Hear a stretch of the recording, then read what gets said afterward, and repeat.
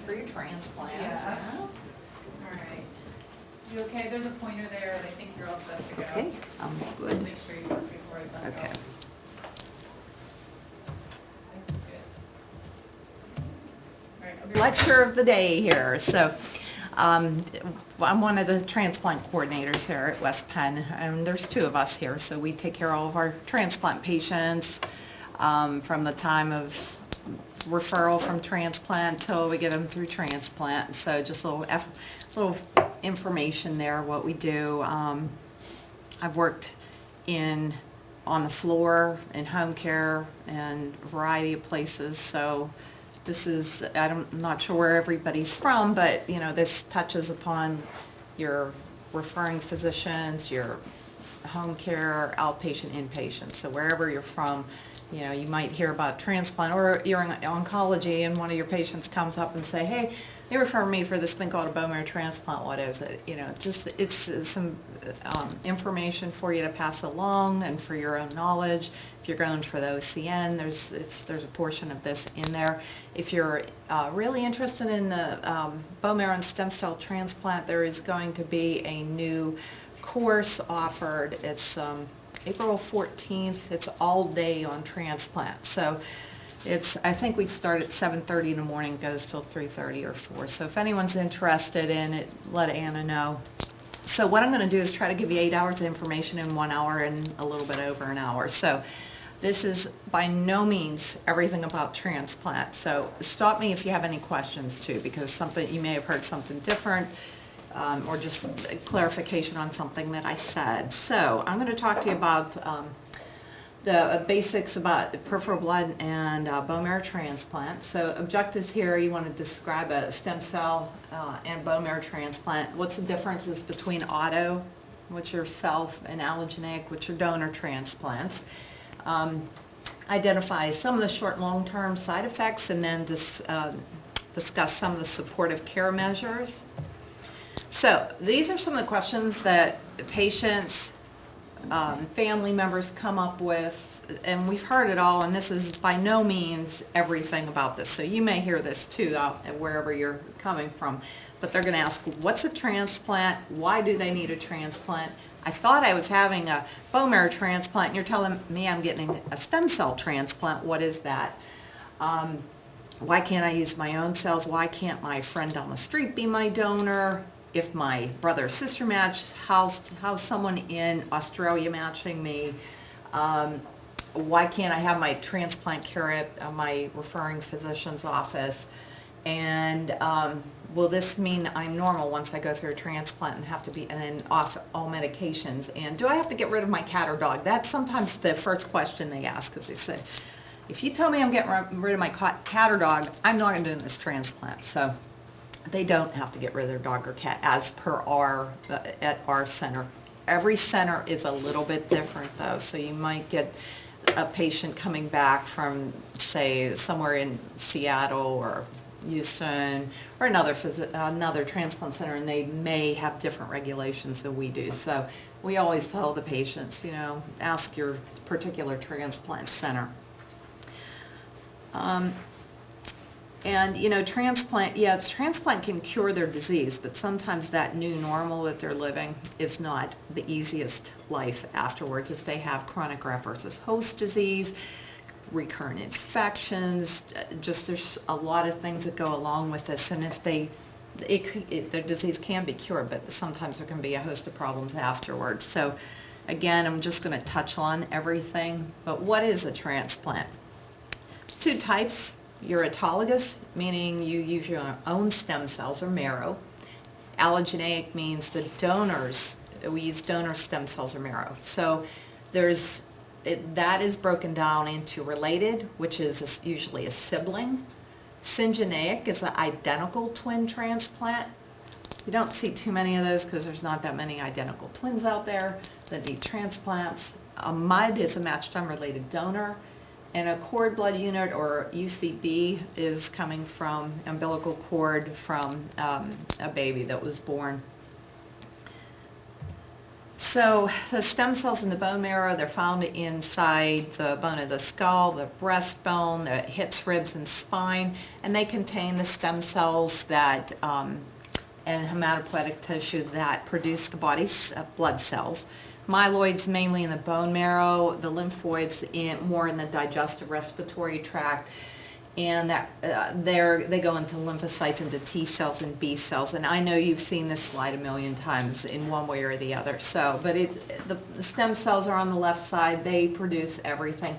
And we start our initial presentation with the patients by discussing what is a stem cell. So it makes a little bit more sense as to where are we getting the stem cells, and those stem cells make all the blood cell lines. So we do discuss this with our patients. So this is a cartoon I found here. So this big old stem cells, the little one just is really confused. He doesn't know what he's going to be, but eventually he'll turn into the older, more mature cell.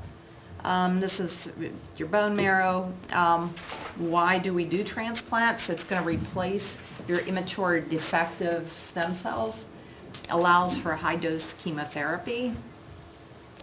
And the diseases we treat with transplant here are leukemias, lymphomas, which include the non-Hodgkin's and the Hodgkin's lymphomas. And the non-Hodgkin's lymphomas, there's over 50 or 60 types of non-Hodgkin's lymphoma, so I'm not writing them all down here, but a lot of them can be transplanted.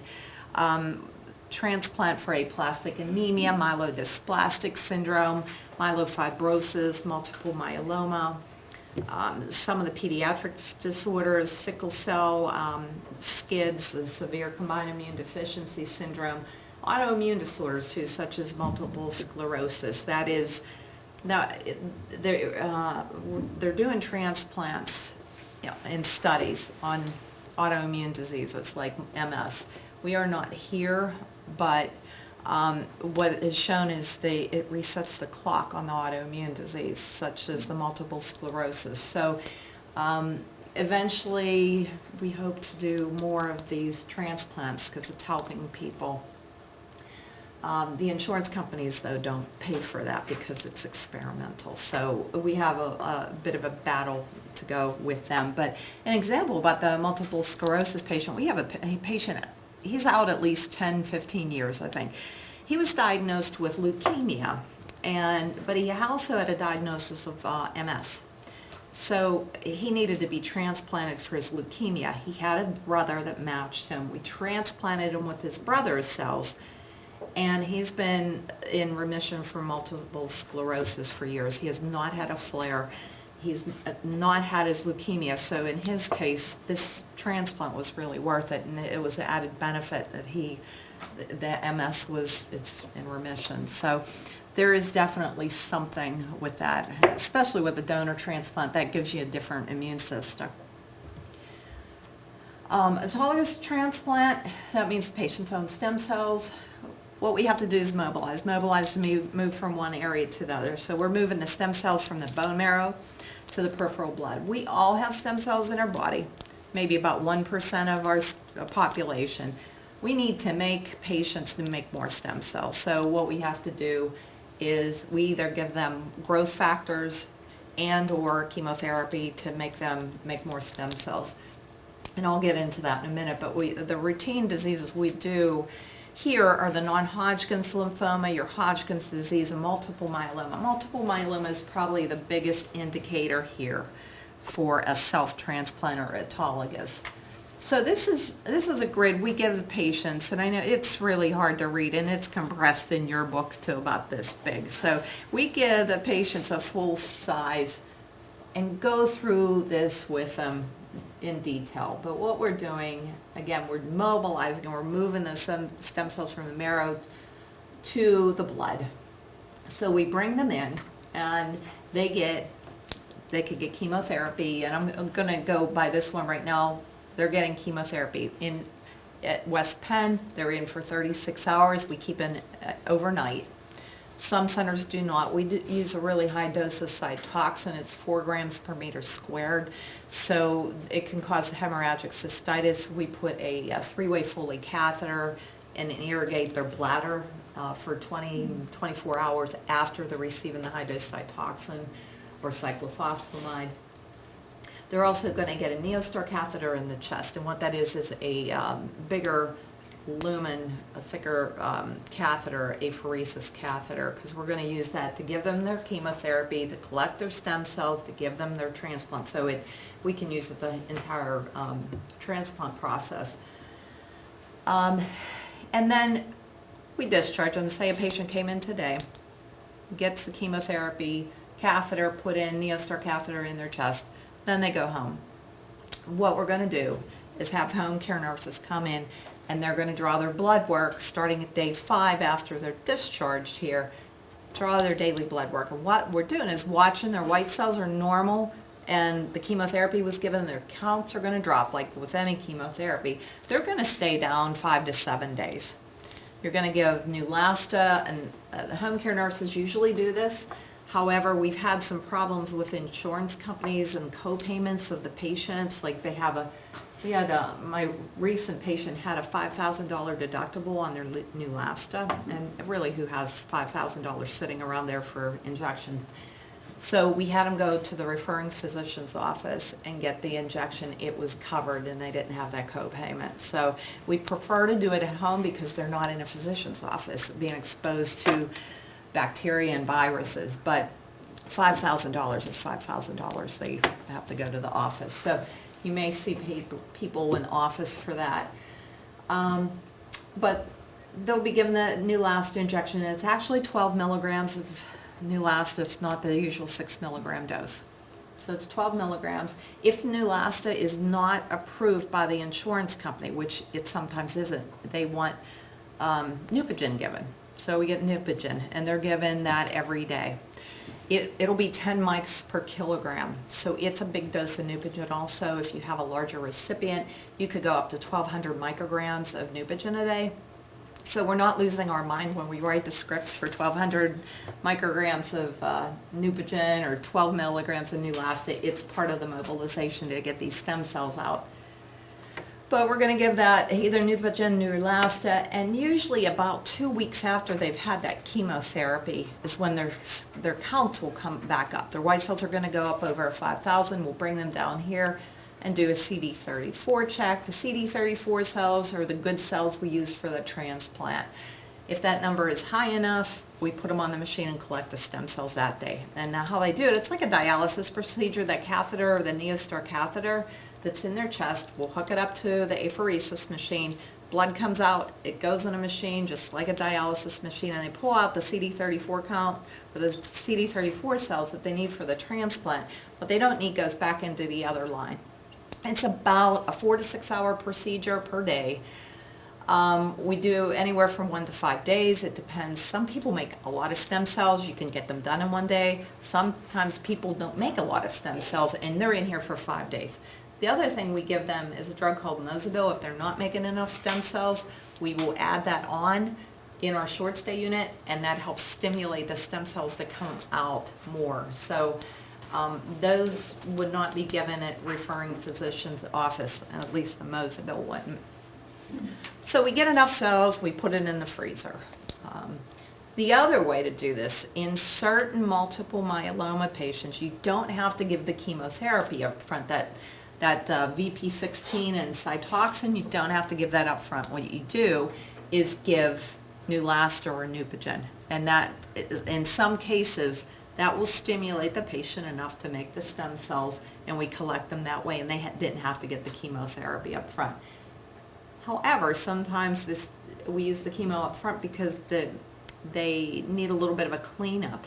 You know, if they have any multiple myeloma cells or lymphoma cells, you want to give them some chemotherapy up front to help clean up the stem cells from any possible leukemia, lymphoma, multiple myeloma cells. So each patient is different. I don't mean to confuse the whole thing, but we look at each patient individually to decide. After the stem cells are collected, regardless, they're going to be put in the freezer. And they're going to add a substance called DMSO, and what that is a substance to help prevent against like a freezer burn. because we're putting it in a deep freeze. You don't want to give cells with freezer burn because they won't function very well. So the reason I tell you this is because when we infuse those stem cells, we thaw them out, infuse them. That DMSO is excreted through the lungs and the pores, and they have this really weird odor to them. It's either take a pick of cream corn, beets, or garlic. So that's either or. That's okay. So so in this patient, normally we'd bring them back and we'll give them a week or two off and then bring them back in for their chemotherapy. This regimen here is fludarabine, busulfan, and total body irradiation. Didn't line up very well up here, but the fludarabine, this is done as an inpatient. Fludarabine is given IV for 4 days. I'm sorry, 5 days. Busulfan's for 4 days, and that's IV also. There's also total body irradiation. This eye here is the total body irradiation. That should be before the transplant, but up here it's coming up as giving it after the transplant. You give everything before the transplant, because if you give it after, it's going to kill the stem cells that you just put in. So radiation's before. This is a regimen called Flu-BTBI. We use it a lot of times with lymphoma patients, or leukemia patients, and the big thing with this one is it gives people mouth sores. So what we do is try to prevent it. We give Kepivance, and Kepivance is IV. It's usually given in a medical short stay. We give it for 3 days before they're admitted. They get it 3 days afterwards. After the radiation is done, then the cells are taken out of the freezer, thawed, and infused into a patient. The infusion takes about 30 minutes. If we have a large volume of stem cells, because sometimes we do, if we have to collect 5 days in a row, we're going to have a lot of volume. We may actually transplant over 2 or 3 days because we don't want to overload our patients. So we'll give 600 milliliters at 10 a.m., another 600 at 1 p.m., and then maybe some the next day. It depends. And all of the things in the middle here are what we're going to watch after transplant. In our center, patients can be discharged day of transplant or day after transplant. If they're stable, they have to stay within 30 minutes of our center. They have to stay in family house or one of the hotels in this area. But we're bringing them back and forth every day to monitor them for any type of infection, bacterial, fungal, viral, any type of transfusions they'll need, like blood and platelets is pretty common. Might not be able to eat really well. If they're nauseated, vomiting, diarrhea. Of course, if they have an infection and they can't eat or drink, we're going to keep them inpatient. We're not going to send them out. And if they lack a caregiver too. The caregiver, they have to have a caregiver to be outpatient for this, because something could happen quickly and they pass out and due to infection, the pressure drops and no one's going to find them. So they have to have someone with them. We're also watching for any liver or pneumonia problems. They'll be on acyclovir for at least a year to prevent shingles, and they've probably been on this anyway. Most of our oncology patients are on acyclovir if they've been on chemotherapy. They'll need Bactrim to prevent PCP. They'll be revaccinated with baby shots about 100 days, or that's with 100. It's a year after transplant that they'll get their baby shots again. And normally the transplant center will do that, because if you send a patient out to get his baby shots at his PCP's office, they're going to think they're nuts, because you don't give baby shots to a 70-year-old. So we normally will do that here. The other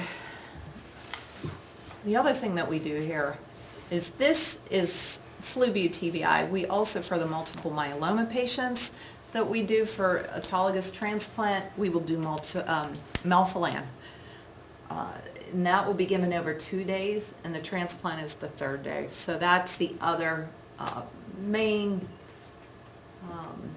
conditioning regimen that we use here. Again, it is patient specific. The mortality on this transplant is actually it's less than 1%. So it's not a high mortality. It's still more than we want, of course, but it's about the same as if you just get regular chemotherapy because of the infections. And I think some patients are shocked to hear that. They sometimes, when they're diagnosed, they don't hear everything. No one hears all this stuff too when we go and talk to them about this. They said, well, I never heard that there was mortality associated with chemotherapy. There was, just because of the infections and heart problems they can get into. So that was a self-transplant. So you tell a patient, they've heard, oh, my neighbor down the street had a self-transplant. Why can't I use my own cells when they're referred here to get a donor transplant? So we do this when the stem cells are marrow or diseased, when we need an immunological effect. The diseases we treat are leukemia, myelodysplastic syndrome, myelofibrosis, Hodgkin's, non-Hodgkin's, and aplastic anemia. Some of these we're already on for the self-transplant.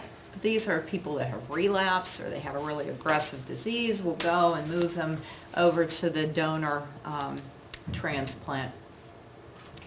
So, and other times too, the patients, I was talking about the mobilization with the patients.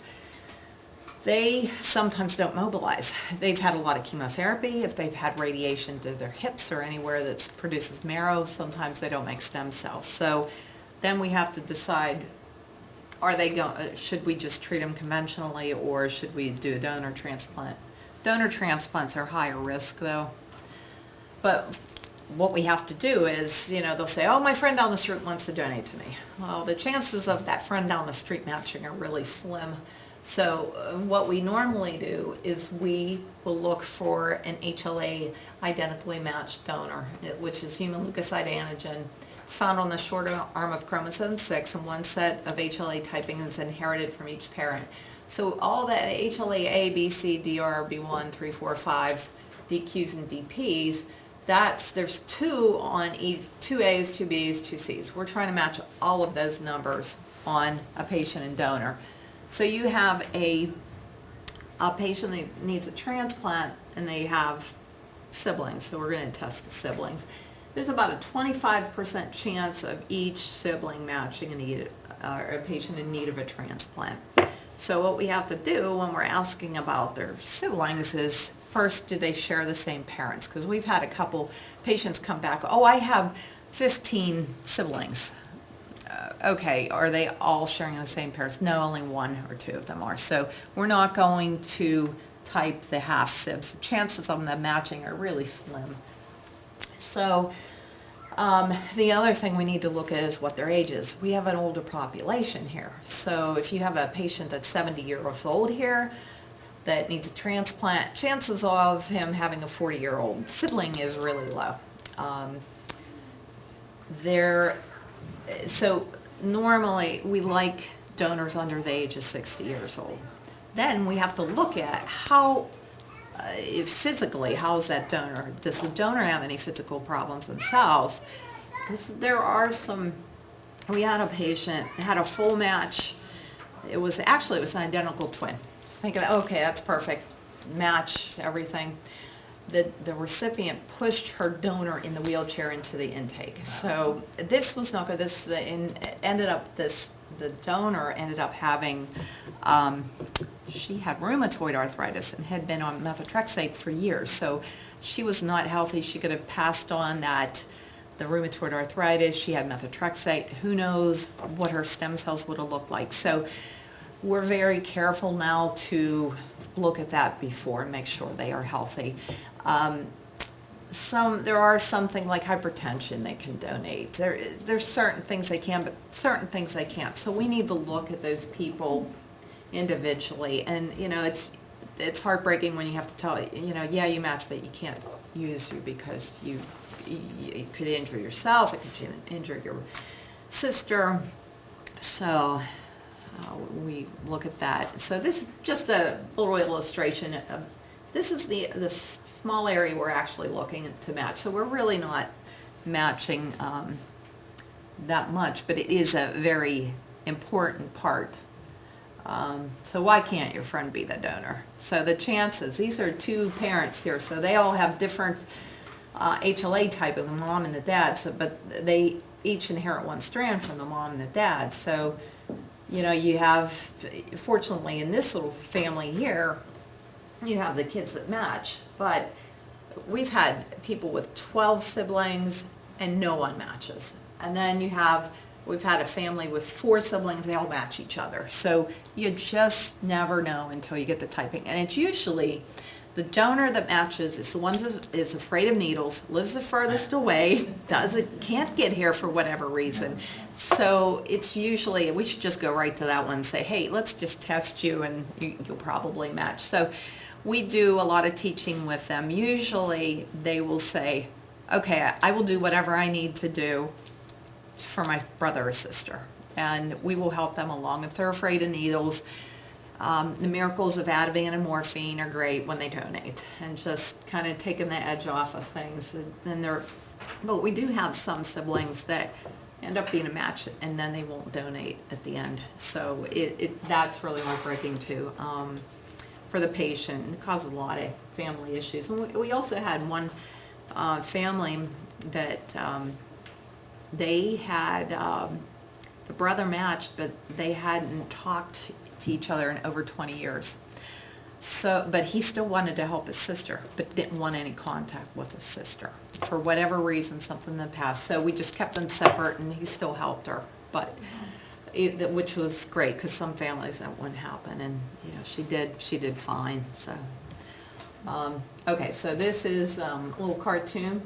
This is HLA typing. Sometimes we find out that there's too many antigens in the mix. When we get the typing in, we can tell there should only be a certain number of combinations. Sometimes there's some extra combinations in there that, like, I'm not going to say, we'll just say you don't match. We're looking like, I think there's a milkman involved in here.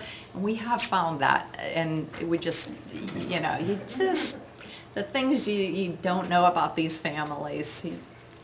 So, fortunately, no one has asked to look at their typing really well and take it to be analyzed. So anyway, after we find a donor, if we find a sibling donor or an unrelated donor, the donor, to mobilize their stem cells, we're not giving a healthy donor chemotherapy. No one would be a donor.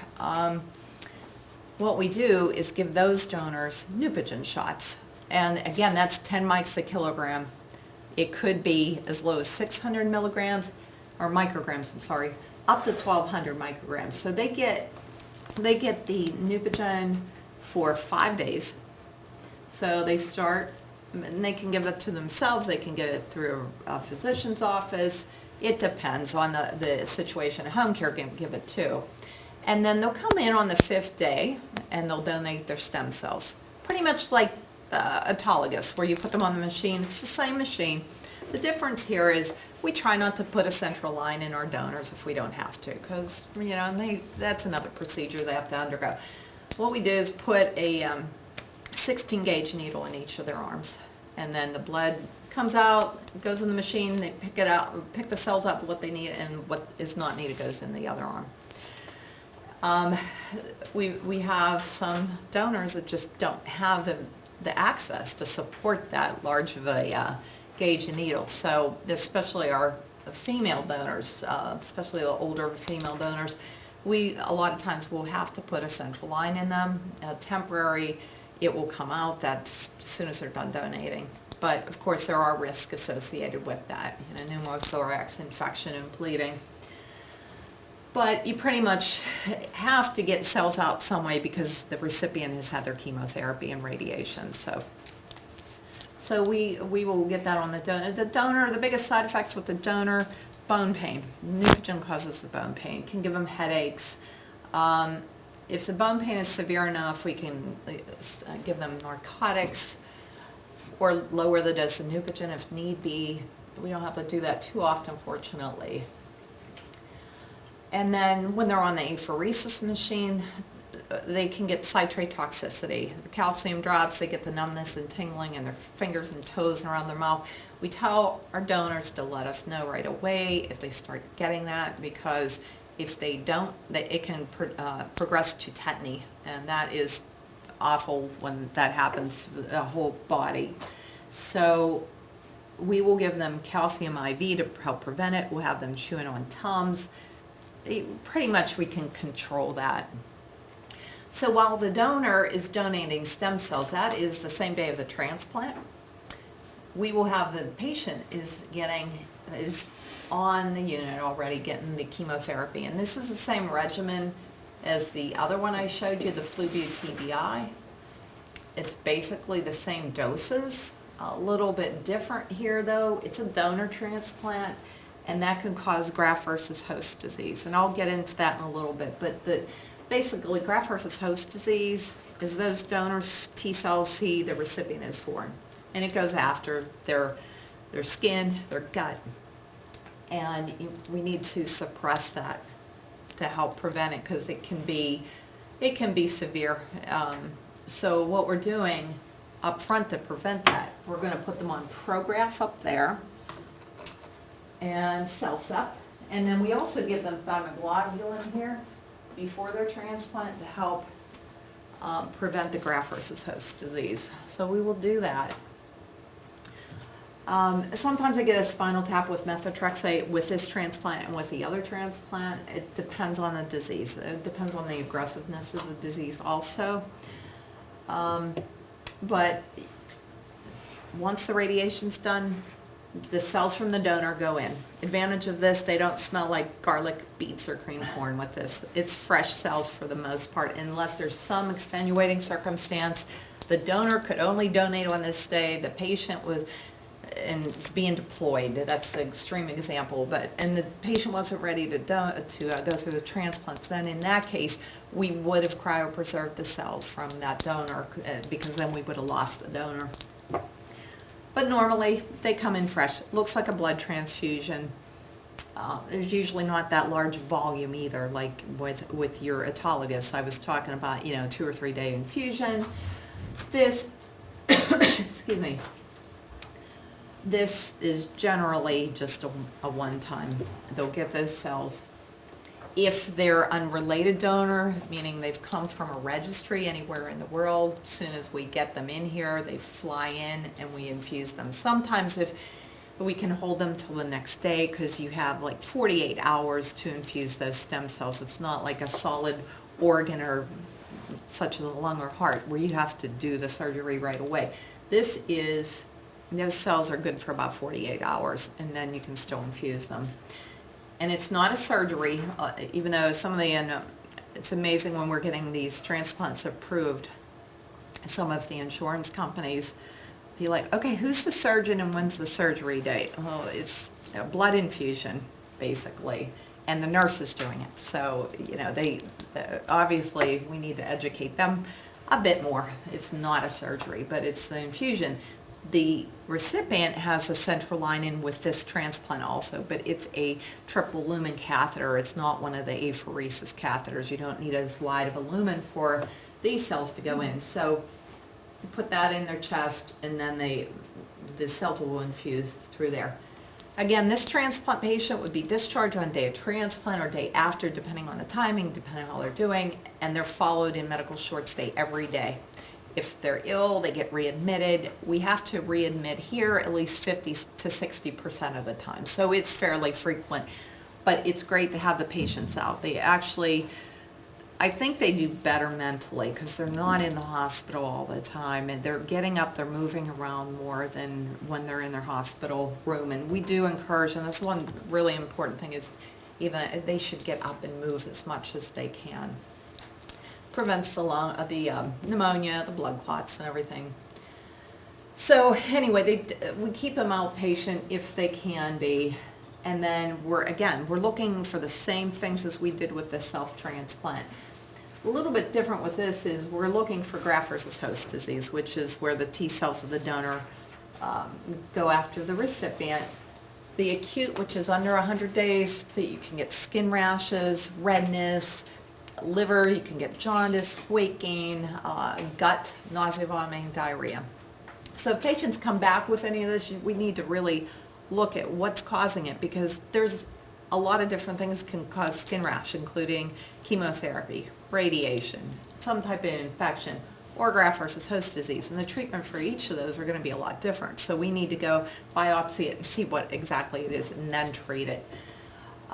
Liver, again, that could be caused by veno-occlusive disease. It could be graft versus host disease. But for the most part, we don't biopsy a patient's liver because their platelet count is really low. So you're getting into some problems with that. So we just really watch and see if they get any other signs of the graft versus host disease. They got nausea, vomiting, diarrhea. Well, they've just had over a week of therapy, and of course they're going to be nauseated. They could have diarrhea. It could be C. diff. So you need to analyze a stool colonoscopy to see what's going on. Chronic is more than 100 days. A graft versus host disease happens where limited is okay, extensive can be fatal. What happens, it looks more like an autoimmune disease issue. They have skin tightness, they do not produce tears, saliva. It's because the T cells are attacking that. So what we do to help treat this is give them steroids. There's photophoresis that we do and other centers do. But this is one of the reasons when patients are asking, oh, I want to go see my physician in Johnstown or wherever, and which is great. We want patients to go home too, but you really have to be watching out for all this. We do like them down after, especially this transplant. They need to be in the area for at least a month afterwards. We used to keep them down here for 100 days, but lately it's only been about a month after transplant. And then we let them go home, but then they have to come back in at least twice a week, because we need, if they're cranking up with graft versus host disease, that needs to be treated. So we're watching it for that. Graft rejection, this GR here, the graft doesn't grow in the recipient's body. Fortunately, this does not happen that much, but it can happen where the patient rejects the cells, or the cells reject the patient completely, and you have no graft. So in that case, that's of course, that's life-threatening. What we need to do a bone marrow biopsy, see if there's anything growing in there. It's just a little bit slow coming back. The other things we need to do, try Neupogen, maybe that'll work. If nothing, we're going to try to get more cells from the donor. If it's a family donor, they're easier to get cells from. If it's an unrelated donor, sometimes it's very difficult to get more cells from them. They may have another donor through the National Marrow Donor Program that we would use, but fortunately it doesn't happen that much. This GVL here, this graft versus leukemia or lymphoma, we like that. Those T cells that are causing that graft versus host disease also can cause, they see leukemia and lymphoma cells as foreign, and they go after it, and they can, if there's any remaining cells there. So we like when that happens. We would like to have a dimmer switch as to we can turn it up, turn it down. Unfortunately, we don't, but that's the one benefit of that graft versus host disease and the graft versus leukemia. With this transplant, mortality is 15 to 20%. It's probably a little bit less than that, but it's still up there. We don't, of course, don't like that, but it was a lot higher in the past. It's come down. The matching is a lot better than it used to be years ago. We watch, Anna and I were talking about CMV. We test for CMV twice a week. If we see someone coming back with a positive CMV titer, we're going to start treating them even if they don't have any signs of infection, because it will bloom into an infection. And in the past, CMV of pneumonia was just awful and you couldn't treat it. Basically, I think it had probably 90% mortality associated with it. So now, you know, we're doing the CMV, we're doing Epstein-Barr, we're doing BK virus. So we're looking at all these things to see, are they brewing anything so we can treat it. That's one of our donors there, and you know, they do pretty well. We don't do pediatric transplants here. As far as pediatric centers, that would be Children's Hospital here and around the country. The centers in Pittsburgh are Shadyside at UPMC and here now. And then there's Hershey in the middle of the state, and Geisinger, I believe, does autologous, and then Philadelphia, their centers. So you may have patients that come here, may have patients that go to another center. It's also insurance mediated too. Sometimes we're not in network and we have to send patients to another transplant center. So one of our other questions, if my brother or sister doesn't match, why would a complete stranger match? What we do is we use the cells from a unrelated donors. We use the National Marrow Donor Program for unrelated donor search. There's a lot of international and cooperative registries. We have received marrow as far as Australia. We've received it as close as across the street. So you just never know where those cells are coming from. And honestly, we don't care if they match and they're the only one in Australia. It's going to be a long ride for the cells, but that's what we need to get the cells. Over half of the cells are coming from international centers. And we also collect cells from the National Marrow Donor Program here, and over half of them go out to international centers. So it's a cooperative effort in the world. So thank goodness, because we wouldn't be doing as many transplants here and not helping as many people. So the NMDP, which is National Marrow Donor Program, and you may also hear it referenced to Be the Match. That's the site to help recruit donors to be stem cell and bone marrow donors. But the NMDP, or National Marrow Donor Program, facilitated more than 55,000 transplants. Patients don't have a matching donor. And I talked about the international aspect of this. So they have over 10.5 million donors, adult donors. You have to be between 18 and 60. As soon as a donor turns 61, they're off the registry. And there's over 40,000 cord blood units in there also. So what happens if our algorithm in most transplant centers, you go and look for a donor in a family. First of all, can you do a self-transplant? If you can, great. If you can't, look for a donor in the family. If there's no match in the family, you go to the National Marrow Donor Program and the registries. Some patients don't have a donor through there either. So in that case, sometimes we use umbilical cords. Umbilical cords, I think, are used more in children because you have a small amount of cells. You can't get any more cells from that donor. Once they're gone, they're gone. It's a small cell dose. So you have a larger recipient and a smaller cell dose. Sometimes what we do is use 2 cord blood units and infuse them into the recipient at the same time. So we will do that, but umbilical cord is the last choice usually with an adult because it's a smaller cell dose. Their counts don't recover as quicker. They have more infections, but it is an option for some people out there that don't have a match. And they're not a moving target either. The cords are frozen in the freezer. Unrelated donors and your donors are all over the place. So sometimes trying to get them to donate, they're busy in school and a variety of things. So so we do the internet searches through Be the Match registry and Delete Blood Cancers. What I was going to say, if we had time, is if you're interested, go to the Be the Match site. If anyone wants more information on how to donate, it's also some good information in there about, like, for referring physicians, more information for healthcare professionals, and the site is also for donors and people interested in joining the registry. Delete Blood Cancer is DKMS. DKMS stands for something in German that I cannot pronounce, so I'm not even going to try. So they call themselves Delete Blood Cancer. It started out in Germany. It's a huge registry over in Germany. And we get a lot of our cells from German registries.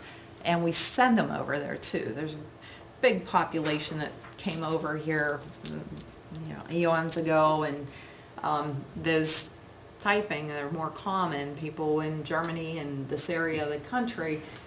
So Germany has a huge registry over there.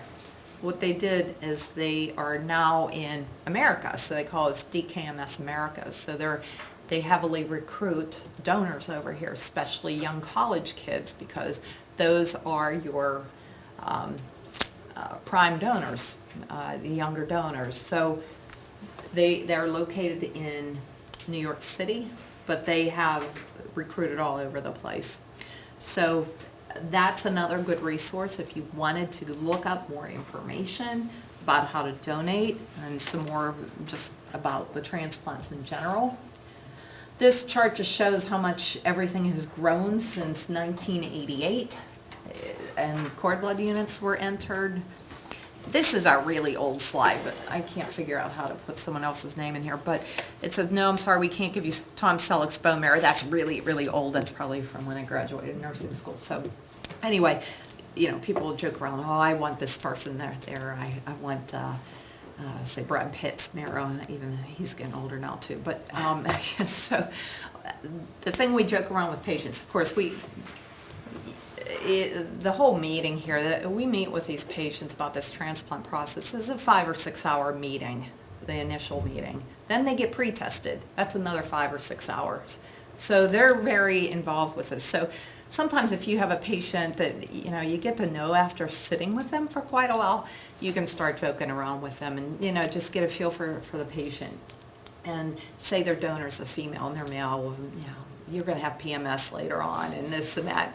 They're not going to, but it's sometimes a little bit of an icebreaker for them. And they'll say, well, my brother, he's goofy and he likes to do this and that. And no, they won't inherit the characteristics of their brother. But if the brother or sister has some type of allergy, they may get the allergy after, because they're getting their immune system. The other thing is, if the brother or sister or whoever we use for donor has a different blood type, then they will have the donor's blood type. So say you start out with A positive, your donor's B positive, a couple months down the line, you're going to change into a B positive. So we need to watch when they're transitioning from that A to B and get the right blood products for them.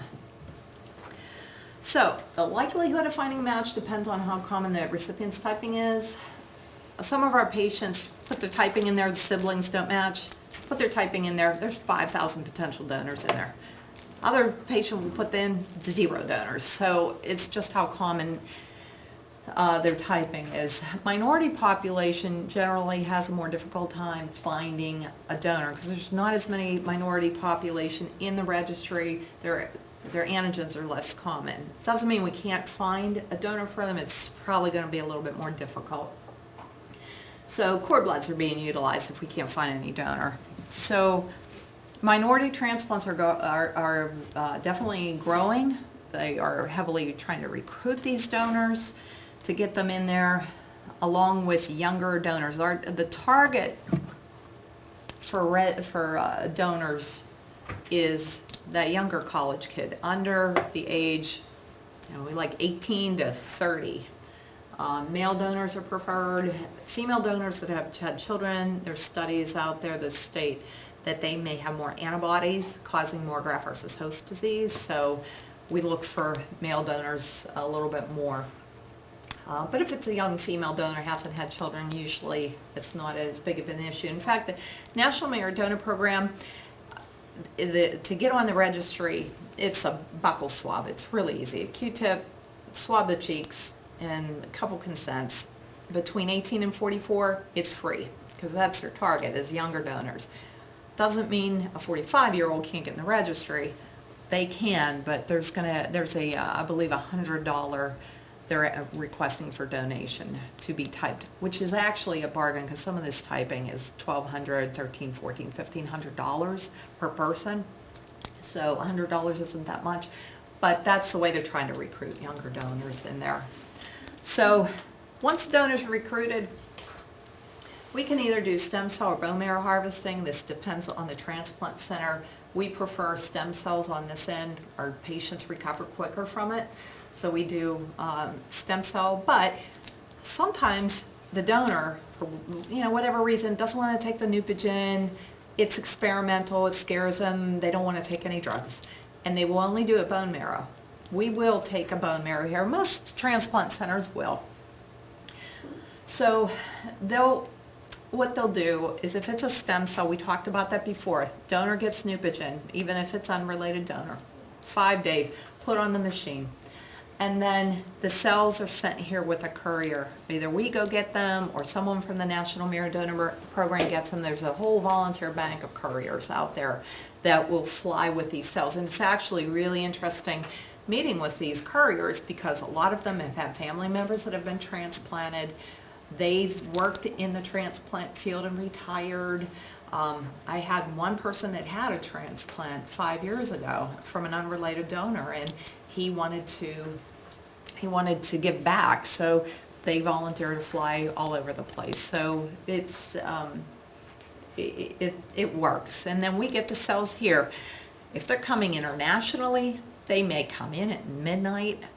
Sometimes we'll hold them over till the next day. It depends on how old those cells are. Most other centers will do the same thing.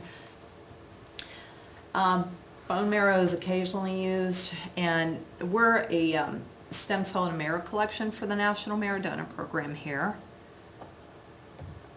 Let's see, so bone marrow harvest, that's where you go in the hip bones. So that's the other alternative is to the cells.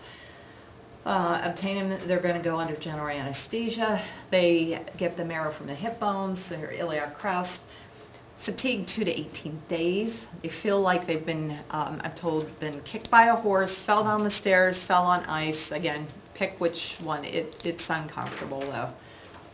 And we'll give them their autologous cells. We will collect that from them and infuse them because they will donate depending on how big the recipient is, on how big the donor is. There's a whole algorithm of how you calculate how many milliliters of cells you take out, but at least, unless it's for a recipient that's an infant, you're taking 1,000 milliliters out at least. So it's nice to have a backup there because they're going to be a little bit low on the hematocrit and hemoglobin. So you all know where that is, and this is one of our bone marrow needles. This is one of our bone marrow harvests. This is why they're sore. We have our transplant physicians who are trained in this. So we have a physician on each side of the patient or the donor. And the reason we do that, if we have two of them at the same time, they get done quicker, get the donors out of anesthesia quicker. So, and then they're sore, and then our physicians are always comparing whose side hurts more, because then they'll just incessantly tease each other about, you did a better job or whatever. But the donors, they're general anesthesia, a little bit of pressure is understatement, but that guy would be sleeping. He wouldn't be awake. So they get them in the containers, and then they're running them through filters because we don't want to give them any fat cells, bone fragments. So they'll be filtered. They're put in this bag, and then they're sent to the transplant center. So factors that are going to affect the outcomes here: your timing. The one thing that's really important with this, sometimes we have patients that we've gotten too late to do anything with. Sometimes the donor search takes a long time, especially if you don't have a donor readily available, and you have to go through the National Marrow Donor Program. National Marrow Donor Program, right now our average time from the time you start their search to their transplant is about 3 months. So some people don't have 3 months, so the sooner we can start this, and wherever they're going, time is a factor here. The degree of HLA match, we do mismatched transplants here. Where is the mismatch? Because if you have a mismatched transplant, yes, you can do it, but what degree of mismatch is it, how old is the patient, how old is the donor. This will drive up the risk of graft versus host disease. If they get graft versus host disease, then they need it treated for graft versus host disease, which is usually steroids. Then you give them steroids, then they get more infections. So it's a vicious circle with them. So if we can get the best match we can, that's great. Disease and stage of disease. We generally will not transplant someone in a full-blown relapse. Studies are out, it doesn't benefit them. So if we can get them in a partial remission or a complete remission, that's great. How many treatments have they had? Like I said before, with the self-transplants, if they've had a lot of chemotherapy, if they've had radiation to their bone marrow producing areas, they're not going to make stem cells, and we're probably not going to be able to collect stem cells very quickly. Patient age and health factors. Not everybody that comes to us is going to get a transplant. Sometimes you have a 20-year-old, 25-year-old, and you have a 70-year-old. Well, sometimes 20-year-old can be less, it can be more unhealthy than the 70-year-old, so you have to look at all the pre-testing. And I'll get into that in a minute. It's a comorbidity score that it's called. And you give patients points for each health problem they have. So if they have heart problems, they might get a point. If they have pulmonary problems, they get 3 points. Obesity, they get a point. Prior history of cancer, 3 points. So you add all those up. So the higher the number is, the higher risk the transplant is. So if that number goes up over 6, you really have to look at what, is this transplant going to benefit the patient? And it might not. So we might say, you know what, you should really do the standard treatment. And some patients come in, they hear what we have to say, no, I don't want to do this, it's not for me, and that's fine. We just encourage them to receive treatment at the referring physician office and continue with that, because this is an elective procedure. You don't have to do this. The age of the donor too. Like I said, the younger donors are better, but sometimes the only donor you have out there might be a 60-some-year-old. You have to look at that. The other reason we don't use older donors is as we age, we lose cellularity in our marrow. So a 20-year-old will have 80% cellularity in their marrow. 60-year-old's only going to have 40% because you lose 10% a decade. So you go to get stem cells out of that donor, and it's an older donor, they're probably not going to be as cellular. They're not making as many stem cells. And then it causes, the engraftment takes a lot longer. So what we do for screening, I told you we go and do this 5 or 6 hour visit with our patients initially and go through everything. They meet with our transplant physician, they meet with the transplant coordinator, they meet with our social worker, they meet with our financial coordinator, they meet with the dietitian, our physician assistant that follows them, psychiatrist, and they receive a tour of the unit. And most centers will do this, so it's a long day for them. And then they want to proceed, and they're ready to go, and we'll do their pre-testing. So we're looking at their age, disease stage again. We're going to look at their health and organ function, support systems, psychological evaluation, insurance, authorization, because we have to have that before they come in. And we have to get, sometimes it's a really long time to get them authorized. So the patient will come in for blood work that second day. They're going to have the HLA typing, it's confirmatory. They'll do their blood work, platelets, electrolytes. We'll get infectious disease panels like hepatitis, HIV, pregnancy assessment, do bone marrow, aspirate biopsy, health and history, physical exam. If needed, we'll do restaging studies, PET scans, skeletal surveys, 24-hour urine for multiple myeloma, and it's patient specific. We'll do a MUGA scan or echocardiogram. We'll do pulmonary function tests.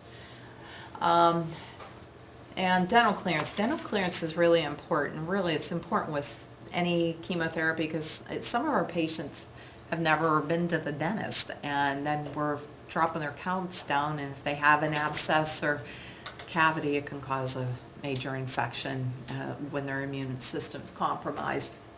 So we do require the dental clearance, and then insurance clearance. Donor blood work. This is our allogeneic. They'll have the same blood work pretty much as the recipient does. They're going to have a pregnancy assessment if it's a female, a history and physical, EKG and chest x-ray will also be put in there. So complications of transplants, there's a lot of them, and this is where you come into quality versus quantity, and you have to look at this. These are all the complications that can happen after transplant. You can see acute and lower mucositis veno-occlusive disease, the acute graft versus host disease, bacterial, viral, fungal infections, the lung disease. Sometimes we have patients with chronic graft versus host disease in their lungs, and they have they're unable to do a lot because the capacity has been diminished by the graft versus host disease. And we've had one person that had a lung transplant because of it. So not only did they have to have a stem cell transplant, they had a lung transplant. Doing well, but it's a lot. So this is all the things that contribute to infection, and this can be with chemotherapy in general too. And how many of your patients have all of this going on at the same time? You're not even transplant. So we need to look for that. This is a veno-occlusive disease or sinusoidal obstructive syndrome is a problem that can happen after transplant. The little blood vessels that carry blood around the liver become swollen and clogged. Can cause ascites, weight gain, jaundice. Treatments, heparin, levinoxin, TPA. We don't see this very often anymore. We used to see a lot of it, but we don't, fortunately.